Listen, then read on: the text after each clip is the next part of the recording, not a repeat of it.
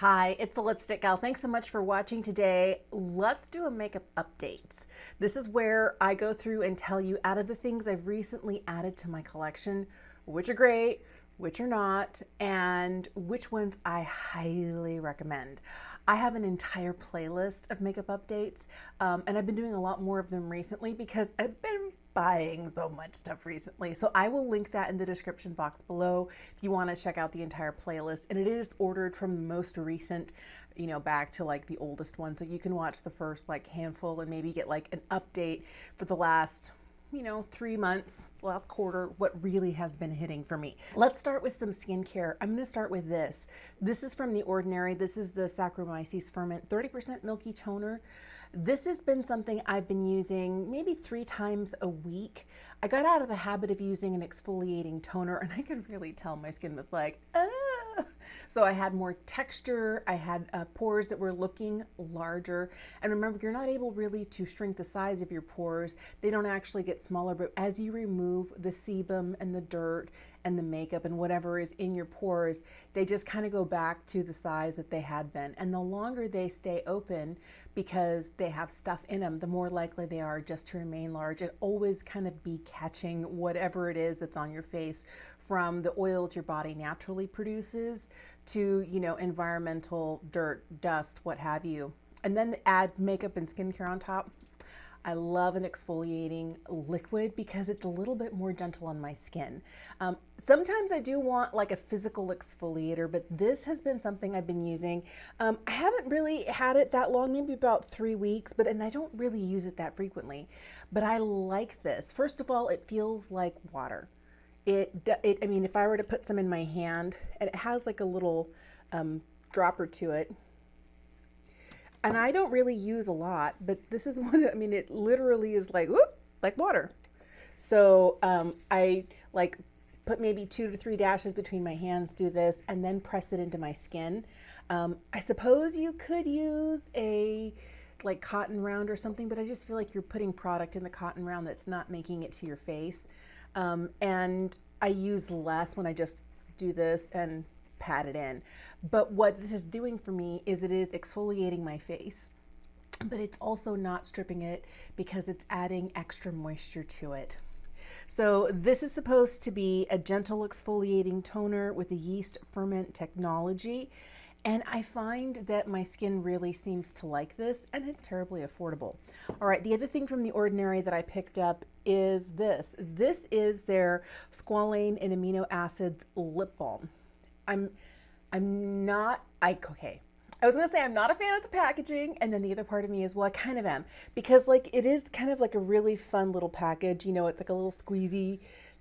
It's not even a tube. I don't know what to call it, but it is like fun to hold in your hand. It's not terribly large. I like it. I also like that the cap is like flush with the container itself. The problem I have though is sometimes the lid won't go on like perfectly straight, and sometimes you have to work for it a little bit. All right, the other thing is that you can squeeze this to get product out of it, but I'm worried about how rigid it is right up around here, how much I'm going to have stuck in here before I'm done. So this is basically just a totally clear lip balm. On a scale of 1 to 10, where 10 is like, oh my goodness, I can't stop using it, and 1 is like, don't buy this, I would say this is solidly like a 6.5, maybe a 7. Is it good? Yes. Did it turn my lips like really soft? Yes, it does, but it doesn't last. And I need things to sometimes kind of like sit there and not have to wake up in the middle of the night to reapply, because this lives by my bedside. So this is best for me during the day when I can carry it in my pocket and reapply. But I'm frequently looking for products that have color during the day because I don't want my lips to be, well, I always want them hydrated, but I also love color. So give me a tinted lip balm. Right now, this is only coming in this clear. And I know that it's been a while since we've seen The Ordinary work in kind of like colors. They did when they brought out, I think they had a concealer and a foundation. But this I think might be interesting in a slightly tinted form, but I feel like everybody has a squeezy lip balm right now. Is this the best one I've tried? No. Do I like it? Yeah. Would I recommend it? Sure, if you see it and you don't want to spend too much. I think it's like what, $9, $10. But there are other ones that I would recommend before this. If you're looking and you really love a lip balm, this may not be the one for you. It does its job. It's very no fuss. Okay. Before I get into the makeup, let me tell you about my thoughts on the BK sets of brushes that I picked up. They were having a sale. They launched a YouTube channel and they were offering 20% off. And 20% off is fantastic. And then on top of the 20% off, you were able to use it on sets, and the sets on their website are always reduced. So they're already a percentage off. I was able to pick up their Luxe brush set for more than $100 off. That's huge for me. So their Luxe brush set is 8 face brushes. Okay, 8 face brushes. Look at these. These are beautiful. They're so soft. I really, really, really like that. And you've got brushes for like all sorts of things. Their really famous foundation brush. This one is the 101. I'm obsessed with the 105. This is a beautiful, big, full face brush. The 108 is great for targeted powder. I use the 104 for powder blush, and I use the 106 for creams. So bronzers, blushes, love these. Now, I do use these, but these are the 3 that I don't use as much. That's the 102, 103, and the 107. So this is the 102, 103, and the 107. And I do use them. Sometimes I'll use this for bronzer. Sometimes I'll use this for powder. Sometimes I'll use this for powder or for blush. But these first 5 here that I mentioned to you, these are the ones that I'm constantly reaching for. I'm not saying these aren't good brushes, but for my face shape and how I like to use tools, those are the ones that I'm using and the ones that I'm using least. Along with this set also comes 8 eye brushes, and it's the 201 through the 208. All right, the ones that I'm absolutely obsessed with, this little 208 brush here. Do you see how teensy tiny this little liner brush is?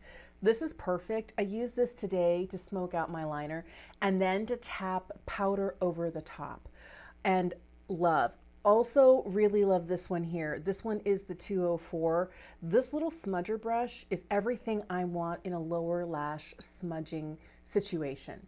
This does everything that I want it to do. I can place and diffuse with the same brush. I really, really, really like it. Also, really big fan of this 207 brush. It's kind of like a short, compact. It's great for placing dark colors and buffing out in small areas. It's great for placing and buffing out stuff along the lash line if all of these guys are dirty.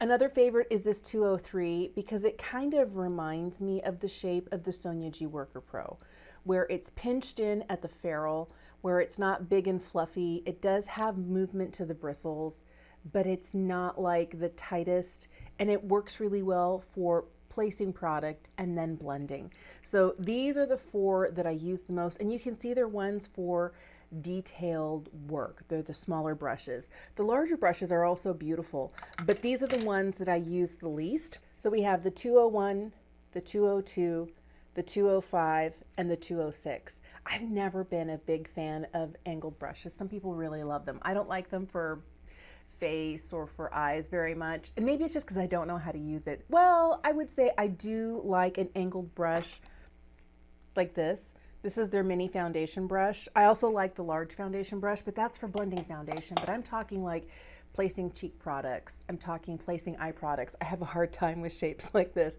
but the rest of these are really nice, and I do use them all, but I tend to really default to the smaller brushes because I have smaller eyes.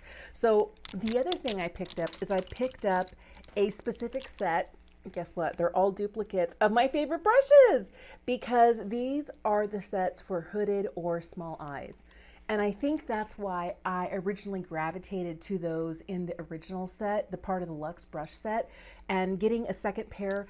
The minute I love a brush so much, I end up with 2 of them. I have 2 of the 210s here from BK Beauty. This is their, I think this is their concealer brush.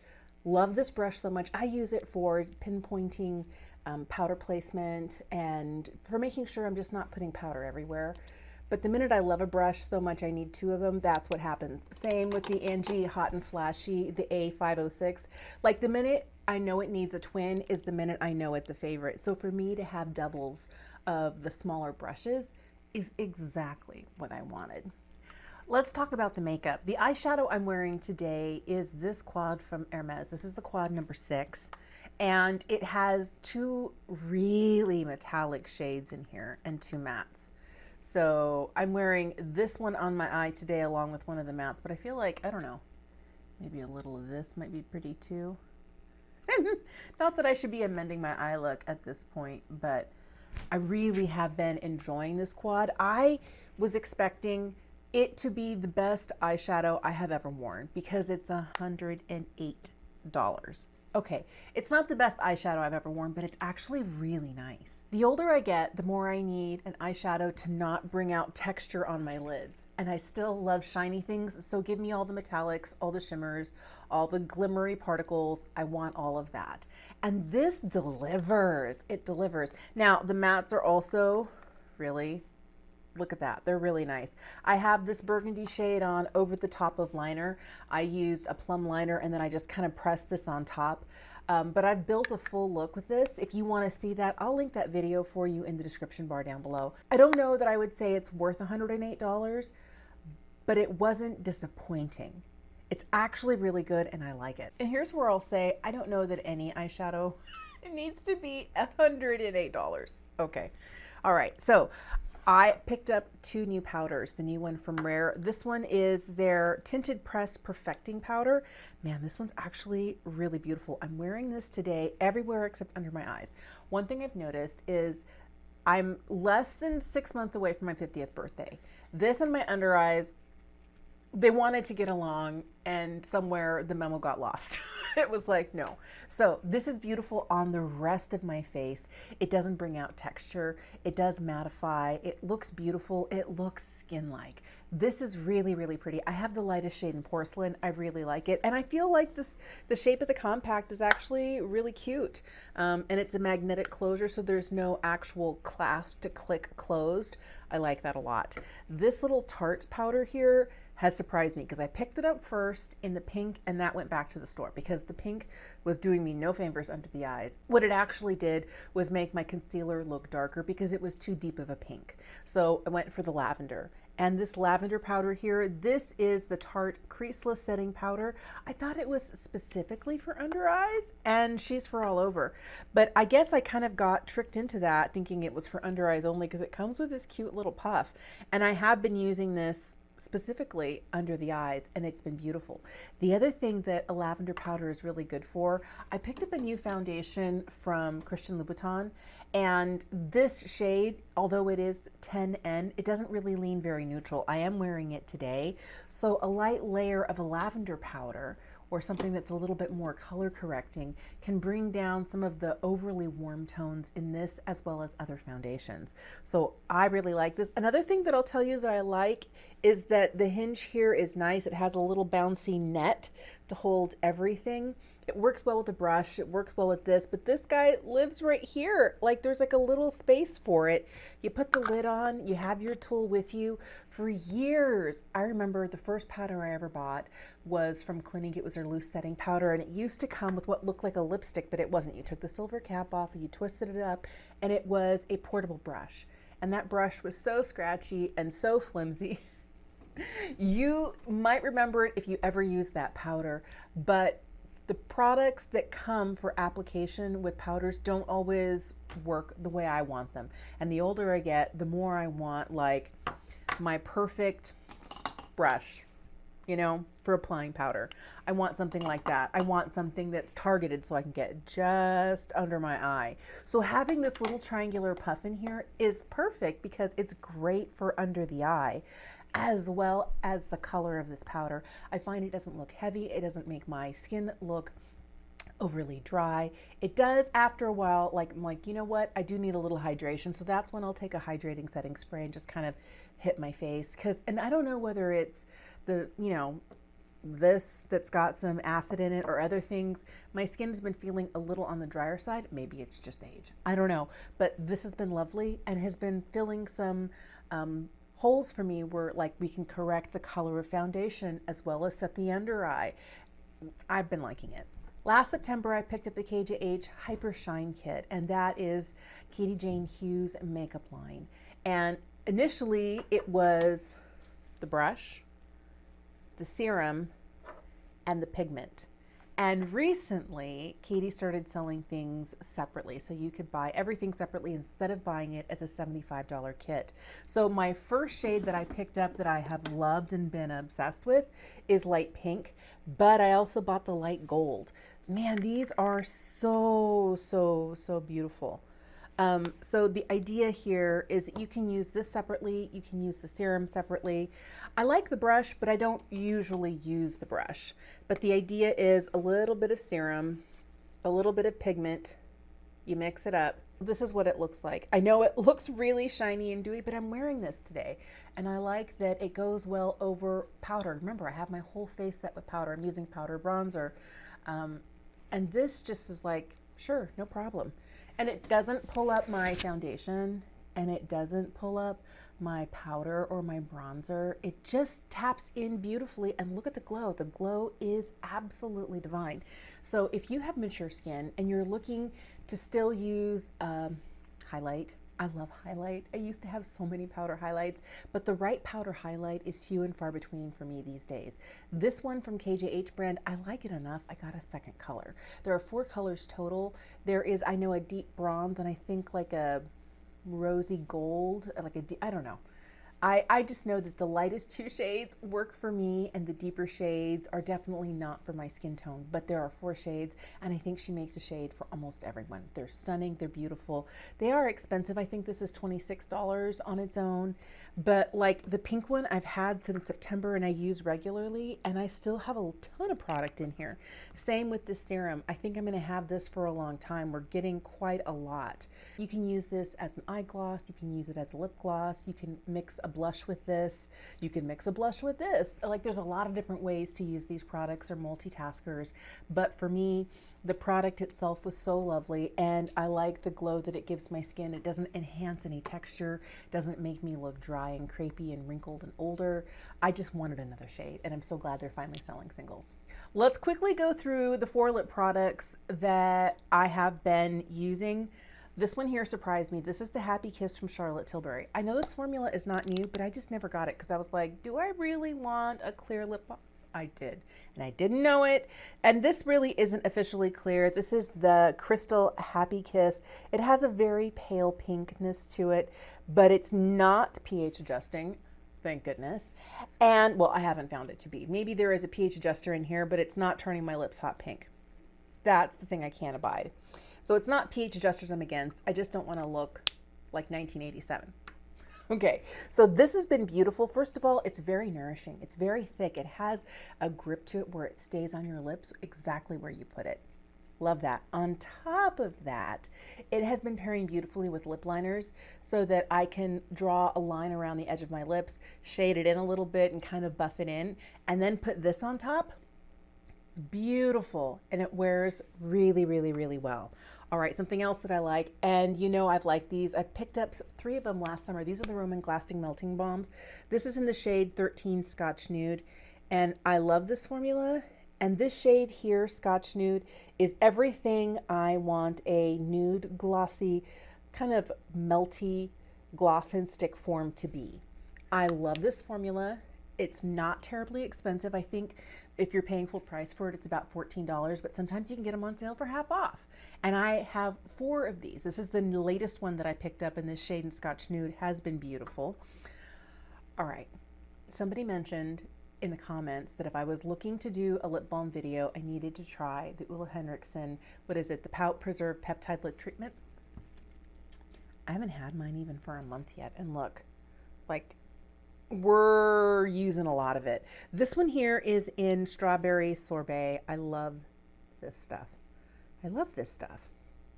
And it is the most beautiful, easy, highly, like, it's so glassy, it's so shiny, it's so pretty, but it is so good on the lips. I do feel like, because this one also is kind of really thick, you can see the texture of it looks really thick on the back of my hand.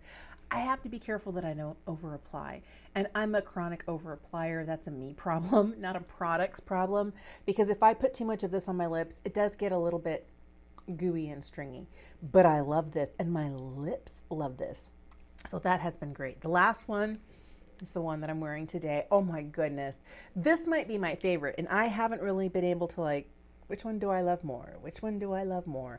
I think it might be this one because I love this color. This is the color Aesop Glaze, and this is the Shoo Shoo Lip Softening Balm from Eadam. All right, here it is. It's so pretty. I love the metal applicator for this. Like, your girl doesn't need any more, but I almost can't help myself. First of all, the metal tip is so cooling. I prefer this metal tip. I didn't think it was going to be that big of a deal, but it's another level of luxury. Is it like luxuriously expensive? No, we're paying mid-20s for it. Like, it's very similar in price to this. And I'm not saying that this isn't like amazing, but it's giving more balm.com. And I hate to say that, at $16 than it is giving a mid-20s priced lip balm, because this is in the 20s. This is in the mid-20s, and this is beautiful. I love the silver packaging. I love the metal applicator. I love this color. And this has an ability to not just nourish my lips, but also to really not go places, because it is pigmented. I don't find that this instantly finds all of the nooks and crannies because it's not as melty as this is. It's not as melty as, say, a Tarte Maracuja Juicy Lip. Those instantly find all of the lines on the edges of my lips and start to travel outside my vermilion border. This doesn't. This stays. I don't need a lip liner with this. It looks great with one, but I don't have to have one. This is also one of those that has a little bit more of what I would call like 90s, early 2000s tackiness, stickiness to it.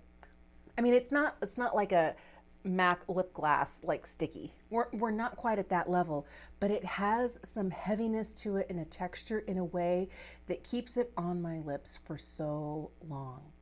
My lips stay nourished, they stay hydrated, they have a beautiful color to them. I like that it is, you know, I can build it up higher than this, but I find that if I over apply this, guess who else strings and pulls? And that is, these both have the ability to be really thick because they're really thick and almost syrupy. You can see that compared to these guys here. These are much thinner. But what I like about this is that these guys stay where you put them. And the color of this and the sweet scent of this and the metal applicator, this has quickly become one of my most used and favorite lip products. And it's a simple tinted gloss in a squeezy tube. And I love it. Thank you so much for watching today. Here's where I want to know, what new products are you trying? Are there things here that you've tried and we have a different opinion about? Let me know in the comment section down below. Or if there are things that are new that are out there and you're like, you know what you need to try? Also would love to hear that. I'm going to link everything that I'm wearing on my face today, as well as the products mentioned here, linked in the description box down below. Just remember they're affiliate links. You can use them or not. That's totally up to you. But thank you so much for watching today. Have a fantastic day, and I look forward to seeing you again soon.